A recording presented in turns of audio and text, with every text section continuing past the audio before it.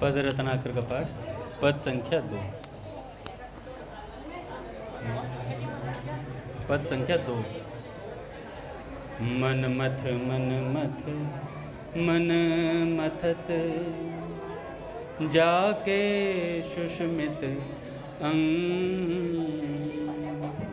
मुख पंकज मकरंद नित, पियत श्याम दृग भृंग। मन मथत जाके सुषमित अंग, मुख पंकज मकरंद नित, पियत श्याम दृग भृंग। जाके अंग सुगंध को नित नासा ललचा, तन चाहत नित परसिबो, जाको मधु में गात। जाके अंग सुगंध को ललचात, नित परसिबो गात। मधुरसमयी वचनावली, सुनबे को नित कान।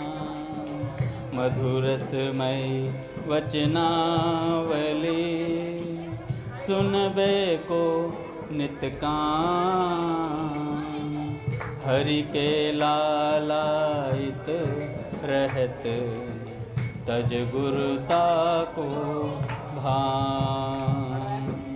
हरि के लालायित रहत, तज गुरुता को भान। जाके मधुर प्रसाद को मधुरस चाखन हेतु, हरि रसना अकुलात नित, तज दुस्त्यज श्रुति सेतु। जाके मधुर प्रसाद को मधुरस चाखन हेतु, हरि रसना अकुलात अति, तज दुस्त्यज श्रुति सेतु। जाकी नख द्युति लखी लजत, कोटि कोटि रविचंद। बंदों तेहि राधा चरण, पंकज शुचि सुख कंद। जाकी नख द्युति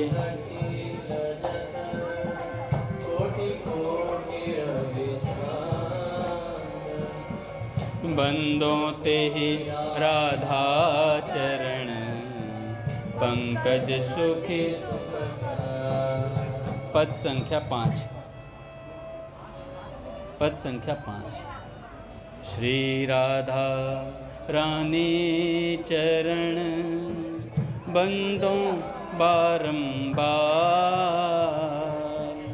जिनके कृपा कटाक्ष ते, रीझे नंद कुमार। श्री राधा रानी चरण, बंदों बारंबार, जिनके कृपा कटाक्ष ते, रीझे नंद। जिनके पद रज परसते, श्याम होए बेभान। बंदों तिन पद रज कननी, मधुर रसन के खान। जिनके पद रज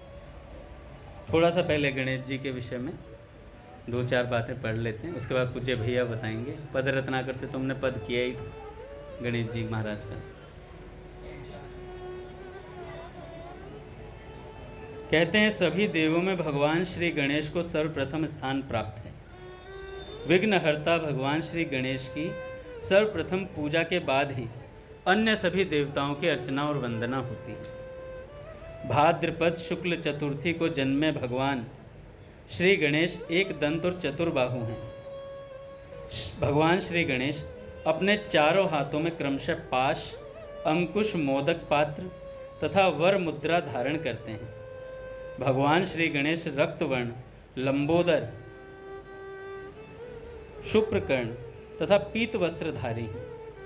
भगवान श्री गणेश रक्त चंदन धारण करते हैं और उन्हें रक्तवर्ण के पुष्प विशेष प्रिय हैं। रक्तवर्ण लाल।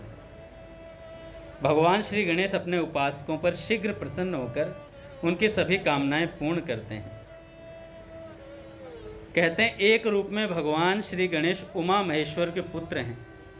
वे अग्र पूज्य हैं, गणों के ईश्वर हैं, स्वस्तिक रूप तथा प्रणव स्वरूप हैं।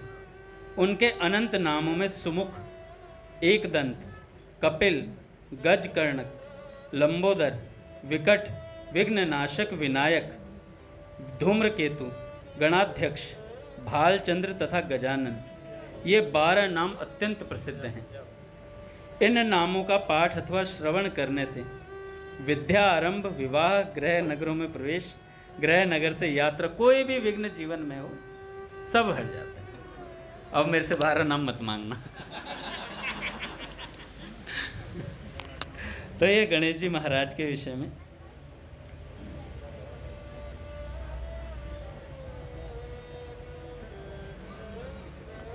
बोलिए गणेश जी महाराज की जय।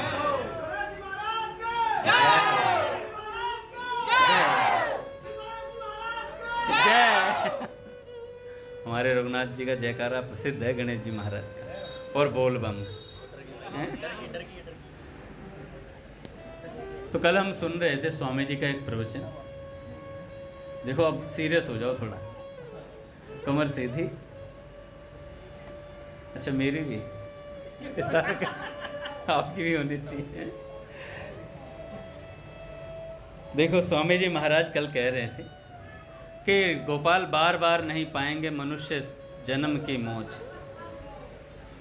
बार बार ये मनुष्य जन्म की मौज नहीं मिलेगी। अच्छा इसीलिए कह देते हैं जीने के 4 दिन हैं, ऐस कर लो बस। हैं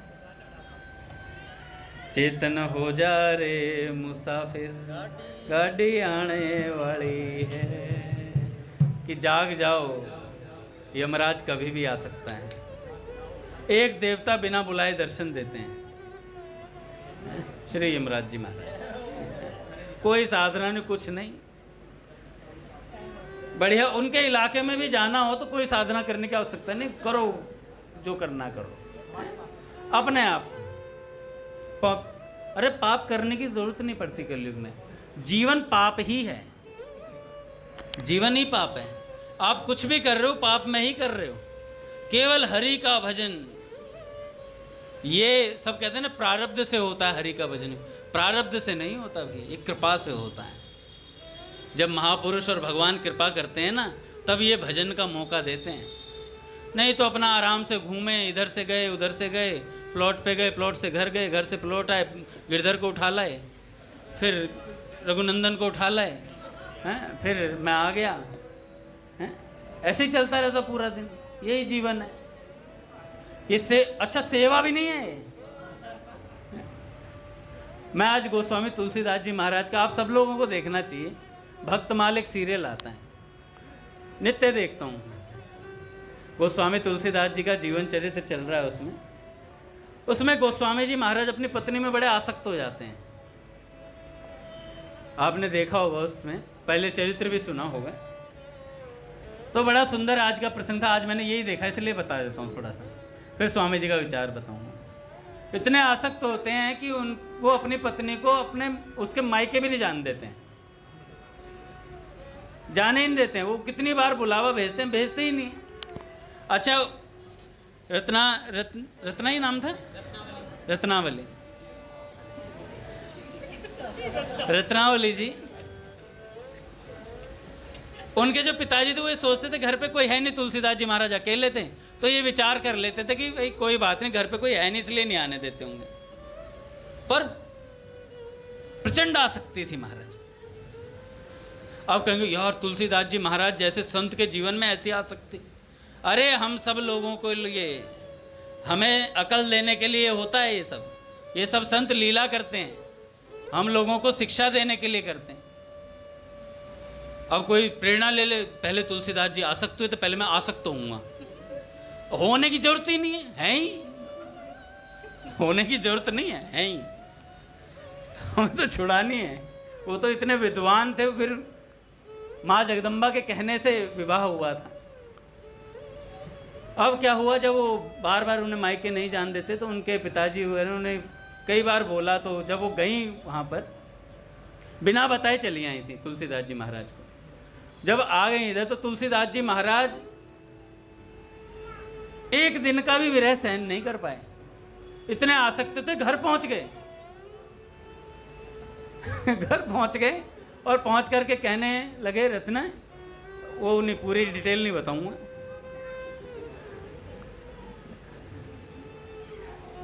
तो क्या हुआ जब पहुंचे, तो मैं जो मेन बात बताने का प्रयास कर रहा हूं।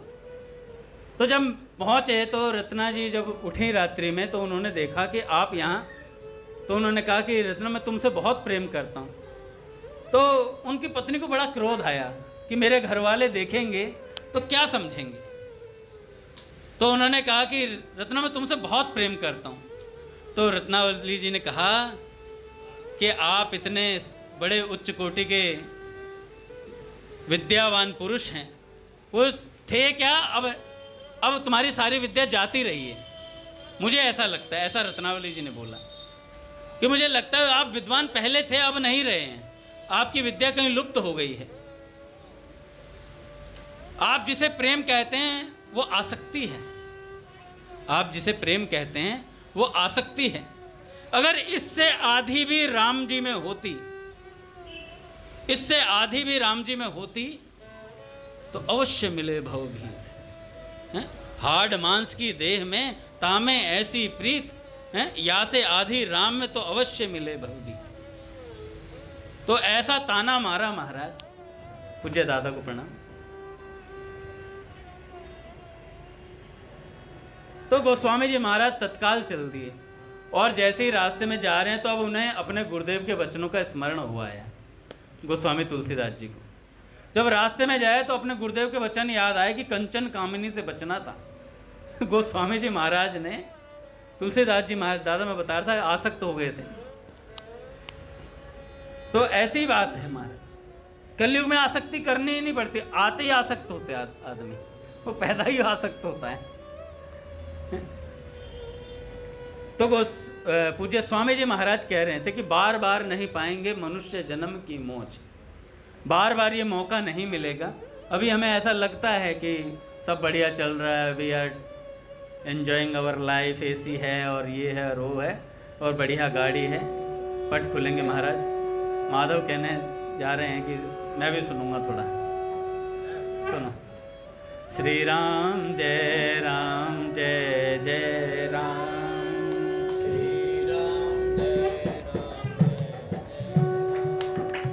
श्री राम जय राम जय जय राम, श्री राम जय राम जय जय राम, राम नाम रसिया श्री हनुमान,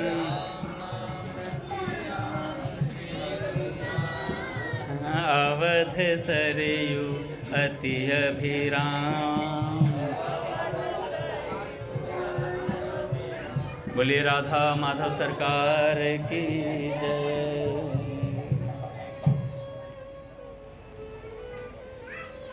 तो बार बार नहीं पाएंगे मनुष्य जन्म की मौज। तो मैंने बताया ना गोस्वामी जी महाराज कैसे आसक्त थे। ऐसे ही एक और थे पहलवान जिनका नाम था धनुर्दास।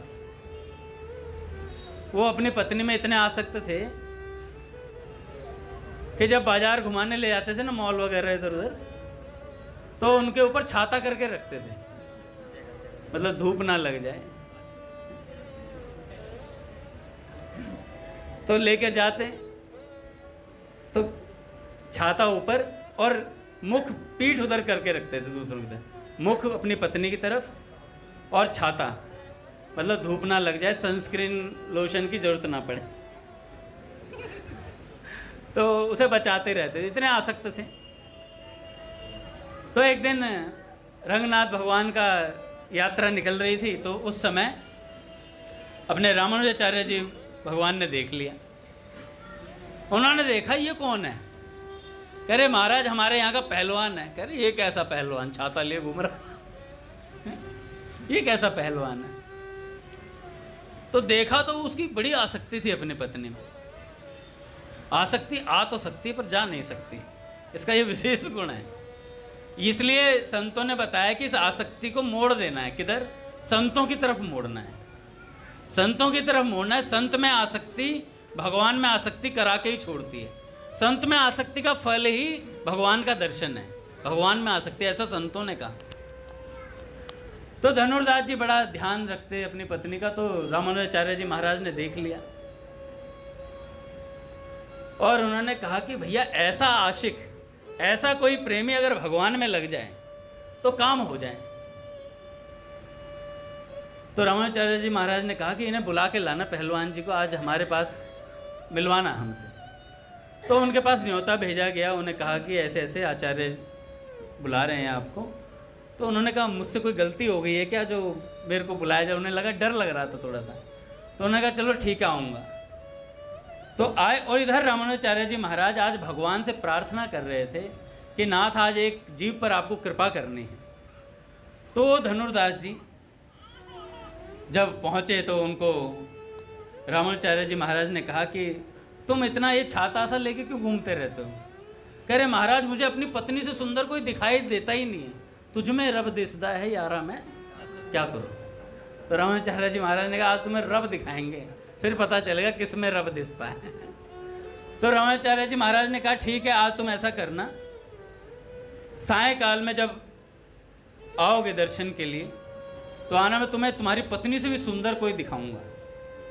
तो महाराज आज बुलाया तो रामानुजाचार्य जी महाराज ने रंगनाथ भगवान से प्रार्थना करी कि प्रभु आज उस जीव पर ऐसी कृपा करना कि आज उसे अपने स्वरूप का दर्शन करा दो एक बार।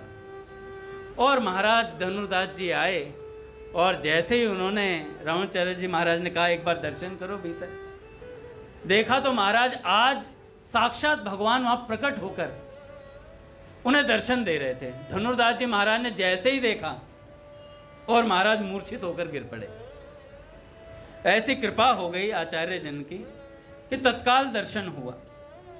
उस दिन के बाद से धनुर्दास जी गए ही नहीं कभी, रामानुजाचार्य जी महाराज के शिष्य बन गए और ऐसे शिष्य बने महाराज जीवन भर भजन किया। एक घटना और बताता हूँ। दादा एक बार ना रामानुजाचार्य जी महाराज अपने शिष्यों को कथा सुना रहे थे और उस कथा में रामचरितमानस का वर्णन चल रहा था और उसमें विभीषण की शरणागति का प्रसंग था कि विभीषण जी को शरण में लिया जाए या नहीं लिया जाए। तो उस पर मंत्रणा कर रहे थे राम जी, उनके साथ बैठ के सुग्रीव जी, हनुमान जी और उनके साथ बैठ कर के मंत्रणा चल रही थी कि विभीषण को शरण में लिया जाए या नहीं लिया जाए। वो आ गए हैं इधर। तब ऐसी बात जब बता रहे थे रामानुजाचार्य जी महाराज तो धनुर्दास जी सामने बैठे थे। धनुर्दास जी रोने लगे और उस समय कथा में से उठ के चले गए सत्संग में से और 2 दिन तक सत्संग में नहीं आए, अपनी कुटिया में बैठे रोते रहे। तब रामानुजाचार्य जी महाराज ने कहा कि भाई शिष्यों पता करो सत्संग में से क्यों नहीं आ रहे हैं वो 2 दिन से। तो उन्होंने कहा गुरुदेव लाते हैं बुला करके। गए और बुला के लाए। तो अब धनुर्दास जी से पूछा कि भैया क्या बात है, कोई बात हो गई है, कुछ किसी ने कुछ कह दिया है गोपाल, 2 दिन से सत्संग में नहीं है।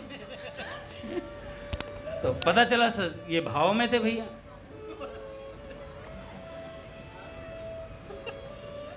ये विभीषण जी के धनुर्दास नहीं, आपकी शादी नहीं हुई है, मैं आपको उससे सत्संग नहीं, मैं तो वैसे कह रहा हूँ।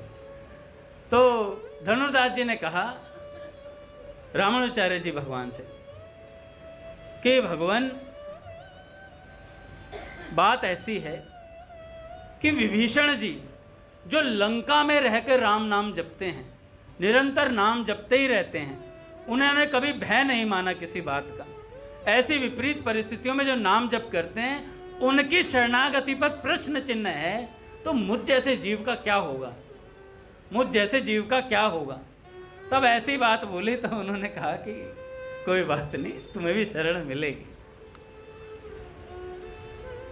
तो संत जन सारी आसक्ति हटा सकते हैं, सब चीजें कर सकते हैं।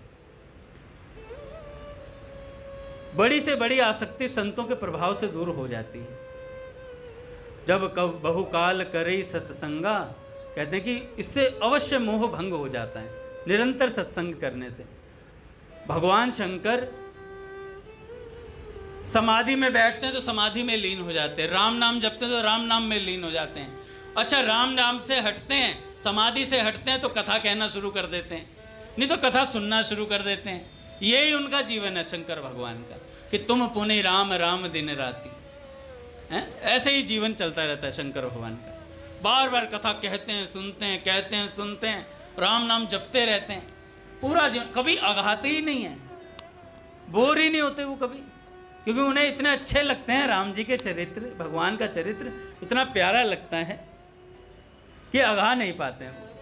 तो पूज्य स्वामी राम सुखदास जी महाराज कहते हैं, सज्जनों, समय तेजी से बीत रहा है, समय तेजी से जा रहा है, और समय के बीत जाते ही मौत उसी क्षण आ जाएगी, उठा ले जाएगी। ये नहीं पूछेगी तुझे फुर्सत है कि नहीं है, तू अभी ओला से आ रहा है या जा रहा है, मुझे उससे कोई मतलब नहीं है, तेरा उबर बुक हो चुकी है तेरी उबर बुक हो चुकी है, तुझे जाना पड़ेगा, ऊपर वाली उबर, तुझे जाना पड़ेगा। अरे आज मेरा ऑफिस जाना बहुत ज़रूरी है, मंडे है, काम बहुत रहता है, यमराज जी आएंगे, कितना ही काम हो, उधर नहीं जाएगा अब तो कोई पंचिंग नहीं है, आज तेरी सारी फिटिंग करी जाएगी वहाँ पे पंच ही पंच पड़ेंगे।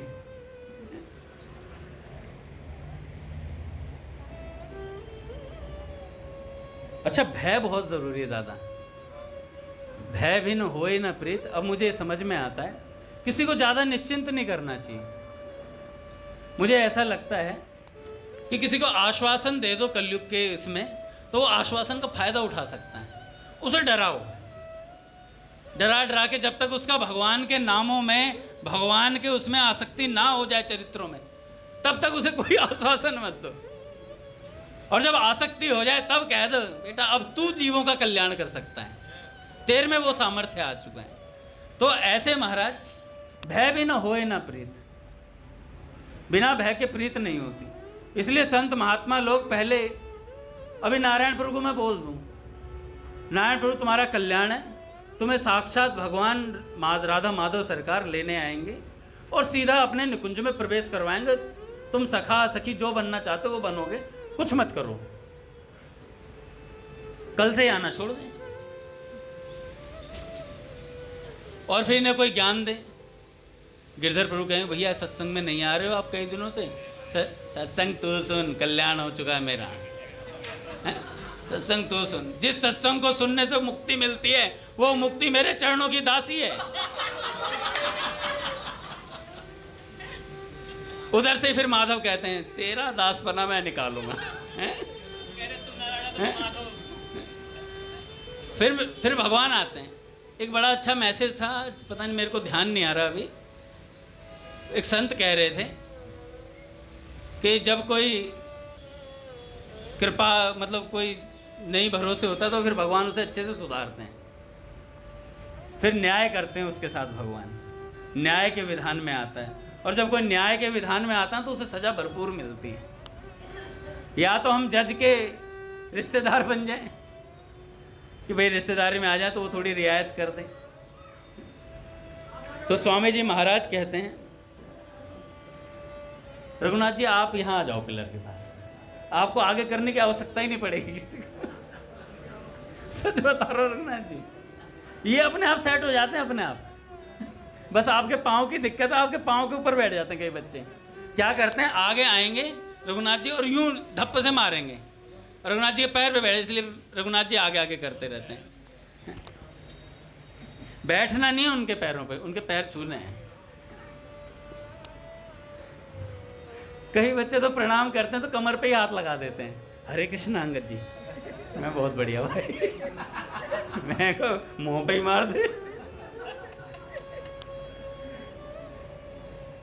तो राजा भरतहरि जी कहते हैं कि भैया जब तक स्वास्थ्य ठीक है बुढ़ापा दूर है, जब तक स्वास्थ्य ठीक है बुढ़ापा दूर है, इंद्रियों में साधन भजन करने की शक्ति है, आयु समाप्त नहीं हुई है, विवेकी और बुद्धिमान पुरुष को चाहिए तभी तक आध्यात्मिक उन्नति अपनी कर ले।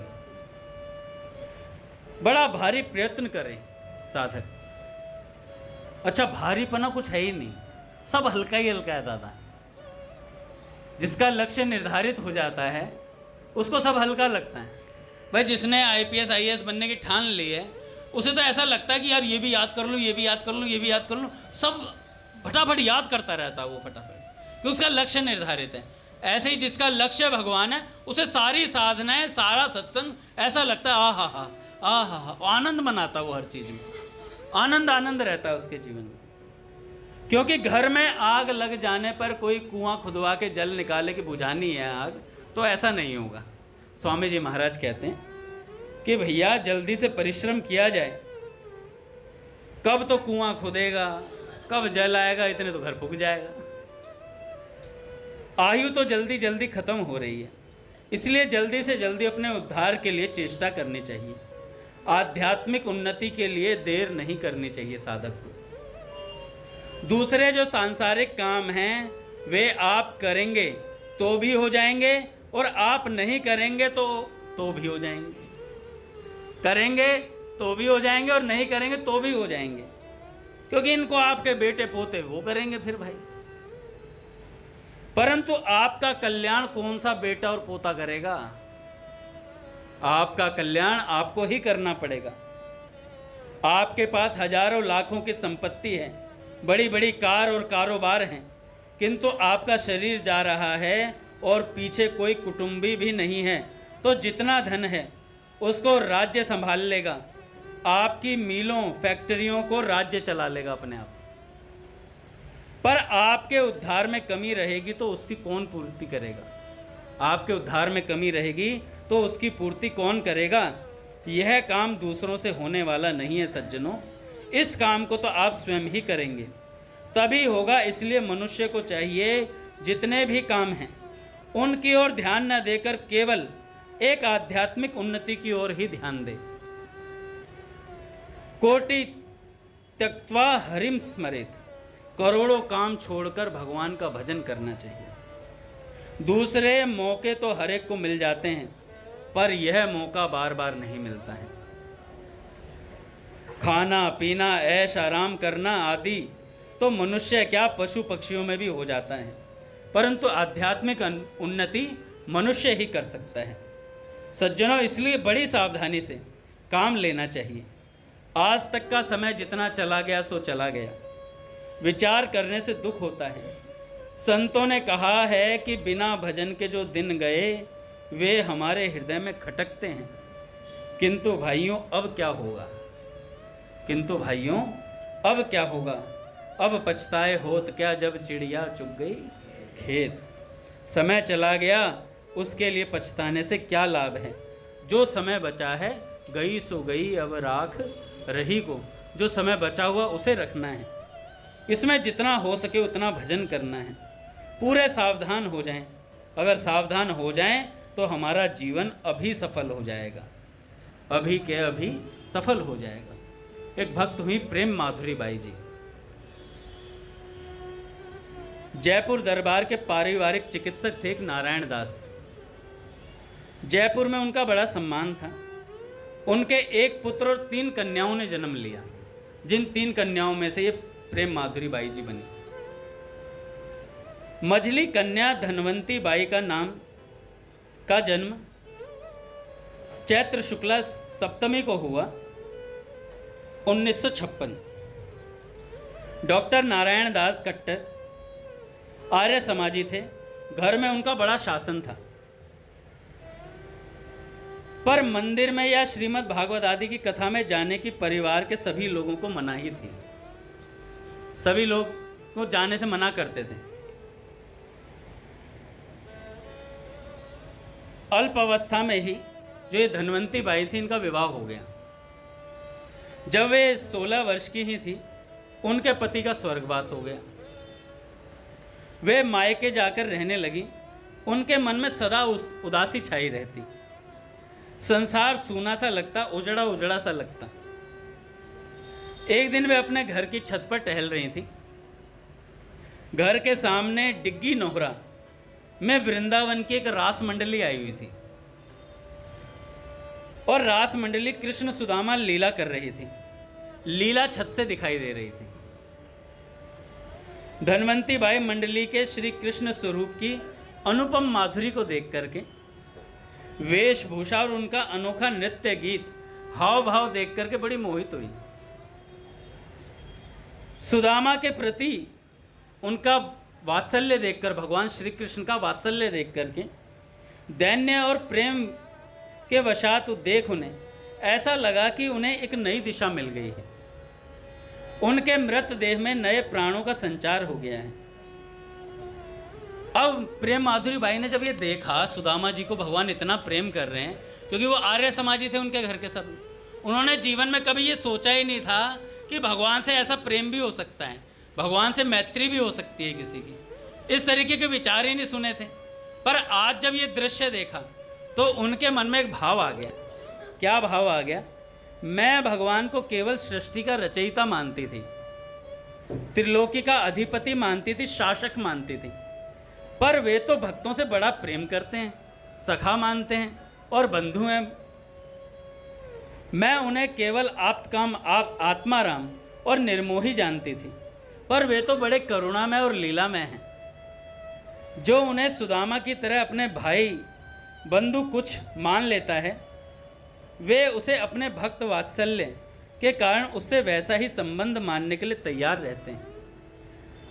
अब भैया श्री कृष्ण के आंसुओं को देखकर सुदामा के लिए तो प्रेम माधुरी बाई जी जो थी, जिनका नाम धनवंती बाई था पहले, बाद में प्रेम माधुरी बनी, तो धनवंती बाई रोती तो पहले भी थी, वो अपने पति के लिए रोती थी, पर अब जो रोना शुरू हुआ, अब भगवान के लिए रुदन शुरू हो गया, परिवर्तित हो गया। एक दृश्य मात्र दादा, एक संत कह रहे थे कि इसलिए कहा जाता है कि कथाओं में, कहीं भी कथा होती है, एक बार जरूर जाना चाहिए।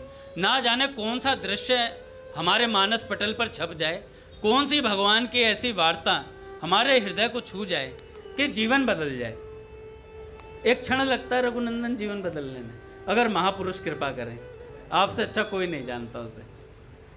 एक क्षण लगता है, एक क्षण में काम होता है तुरंत। मज्जन फल पेखई तत्काला, तत्काल फल मिलता है। तो धनवंती बाई रोती पहले भी थी, पर अब भगवान के लिए रोना शुरू हो गया। यह रोना भावना में श्री कृष्ण को पाकर उनसे बिछुड़ने के कारण था। पहले का रोना दुखमय था और अब का रोना सुखमय था।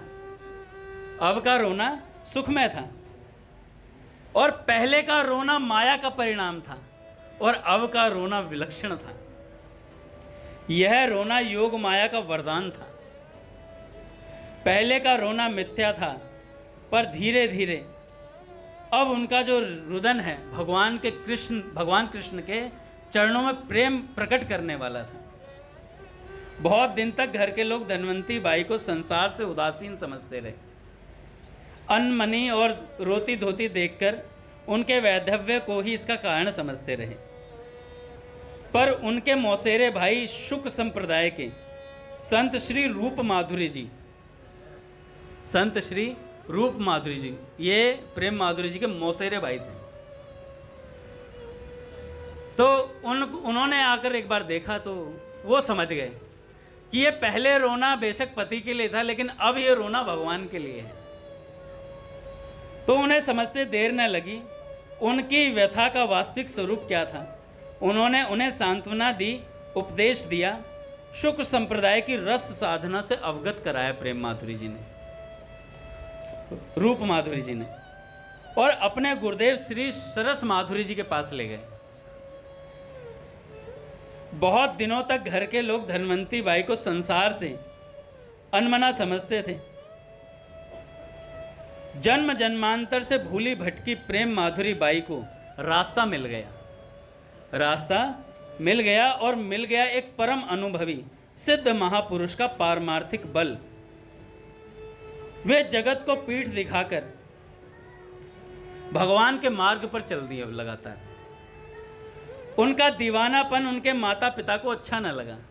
अक्सर ये दीवानापन अच्छा ही नहीं लगता माता पिता को। अच्छा, आजकल क्या हो रहा है, दीवानापन भगवान की तरफ कम है, प्रस्तुत ज़्यादा होता है। मैं प्याज नहीं खाऊंगा और बाहर जाके खूब मोमोज पेल रहा है,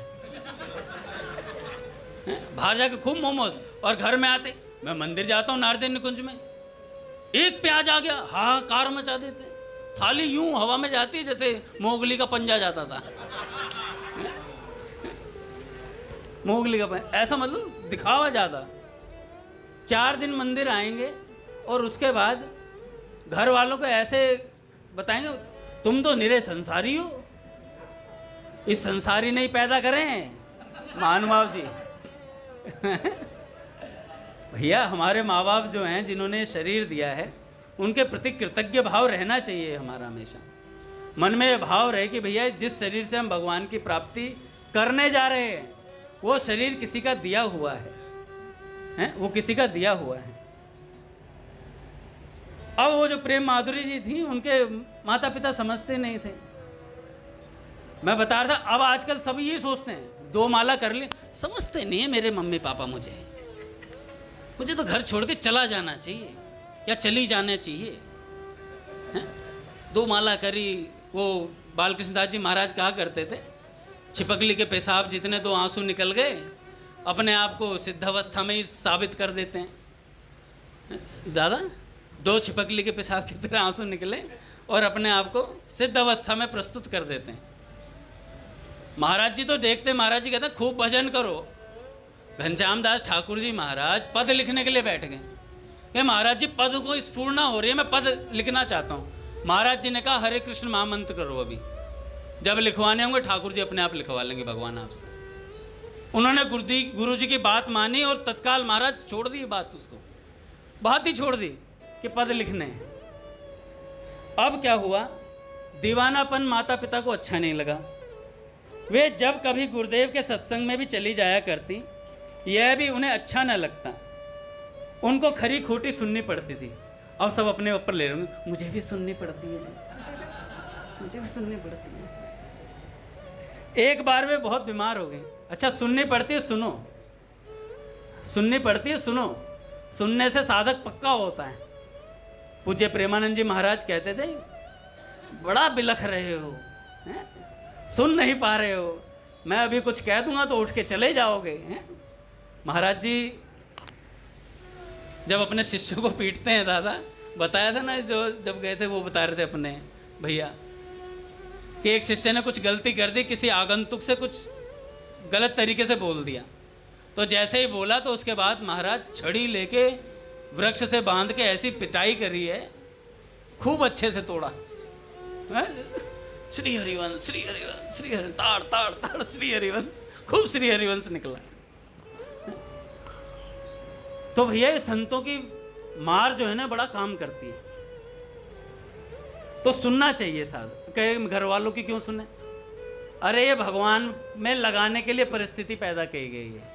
मैंने संतों से ही सुना है, जितनी परिस्थिति हमारे जीवन में आ रही हैं, वो सारी हमें भगवान की तरफ धकेलने में लगी पड़ी हैं कि आप संसार से विरक्त हो जाओ, मन से विरक्त हो जाओ। एक बार प्रेम माधुरी बाई जी बहुत बीमार हो गई, चारपाई से उठने की भी सामर्थ्य न रही।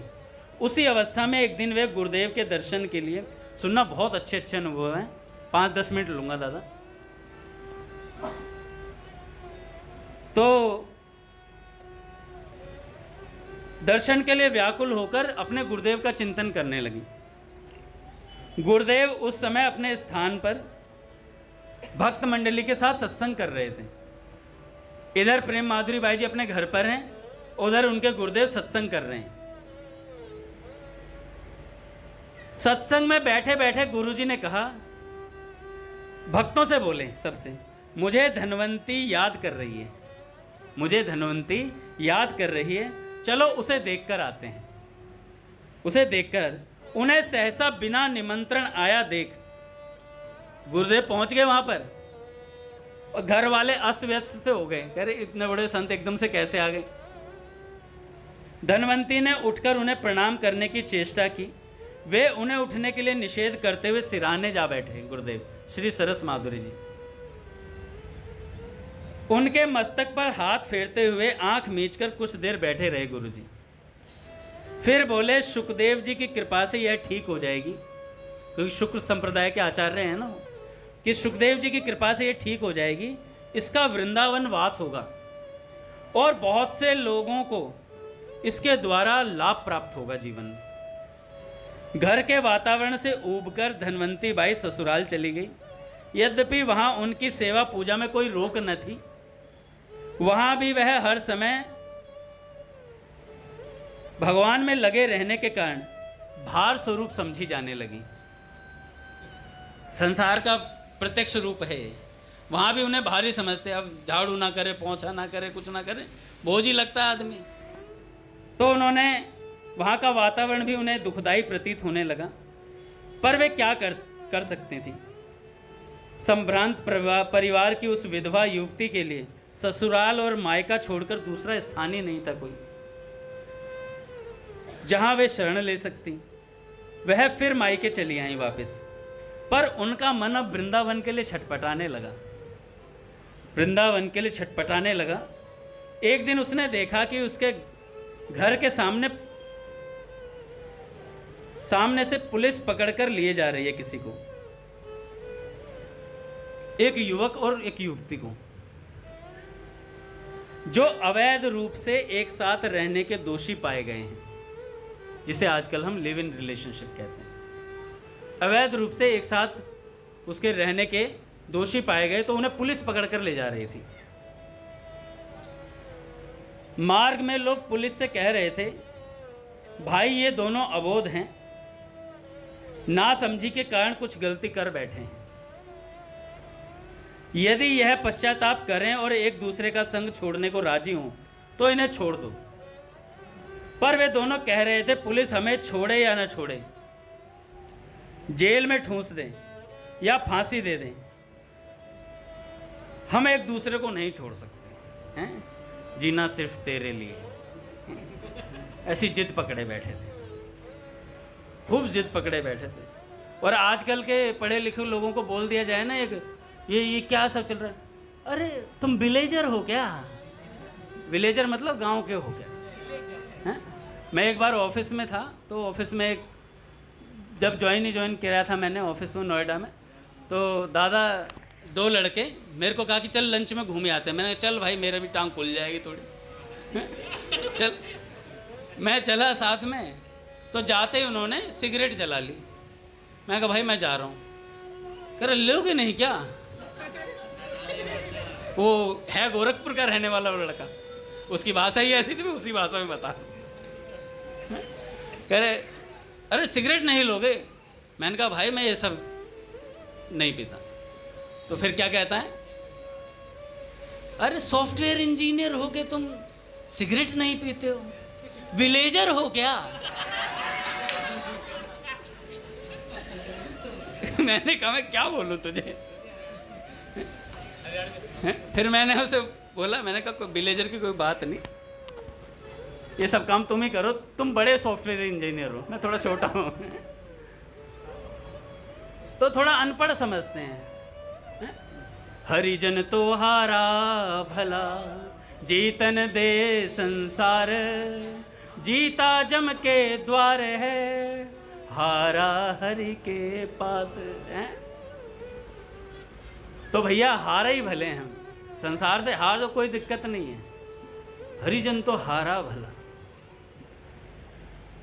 तो जो धनवंती बाई थी, उन्होंने ये दृश्य देखा, उन जो जोड़ा था कह रहे कि हम एक दूसरे के बिना नहीं रह सकते, चाहे पुलिस में कितने डंडे पड़े हम पे। और ऐसी बात, ऐसा दृश्य देखा, और क्या कहते हैं वो लड़का लड़की, हमने प्रेम किया है, कोई खिलवाड़ नहीं है। और ये प्रेम कोई शब्द लिखे हुए हैं ब्रज के भक्त पुस्तक में, देख लो भाई, कई कह रहे हो अंगद जी अपनी तरफ से ला रहे हैं। प्रेम कोई खिलवाड़ नहीं है। कई भक्तों ने बोला यहाँ पे हमने प्रेम किया है, वो प्रेम ही कर रहे हैं अभी तक, दादा पता है ना, वो प्रेम ही कर रहे हैं, भगवत प्रेम नहीं मिल पा रहे हैं। तो धनवंती बाई को इससे प्रेरणा मिली। देखो भक्त हर जगह से प्रेरणा ले लेता है। धनवंती बाई ने क्या प्रेरणा ली, वे सोचने लगी यदि एक युवती एक साधारण पुरुष के प्रेम पर अपना तन मन न्यौछावर कर सकती है, लोक लज्जा को तिलांजलि दे सकती है और निर्भयता पूर्वक शासन तक को चुनौती दे सकती है, तो मैं अपने प्रभु के लिए ऐसा क्यों नहीं कर सकती? मैं अपने प्रभु के लिए ऐसा क्यों नहीं कर सकती? उन्होंने संसार को तिलांजलि दे वृंदावन जाने का तत्काल निश्चय कर लिया। प्रेम माधुरी जी बाई ने एक बार वे वृंदावन दर्शन के बहाने वहां गई और वहीं रह गई। जुगल घाट पर मुकुट वालों के मकान में रहकर भजन करने लगी। रूप माधुरी जी पहले ही वृंदावन पहुंच चुके थे, जो उनके मौसेरे भाई थे। वैराग्य वेश ग्रहण कर जुगल घाट पर रह रहे थे। उन्हीं से कुछ दिन बाद उन्होंने भी वेश ले लिया। प्रेम माधुरी बाई जी ने रूप माधुरी जी से नाम हुआ इनका प्रेम माधुरी बाई। प्रेम माधुरी बाई ने वृंदावन आने से पहले वृंदावन में अपने निर्वाह के लिए कोई व्यवस्था नहीं की थी। एक बात याद आ गई, वृंदावन व्यवस्था से नहीं अवस्था से जाया जाता है। अवस्था होगी तो आप यहाँ रहकर भी वृंदावन पहुँच जाओगे, और अवस्था नहीं होगी तो वृंदावन में रहकर भी यहाँ रहोगे। जनकपुरी नजर आएगी तुम्हें।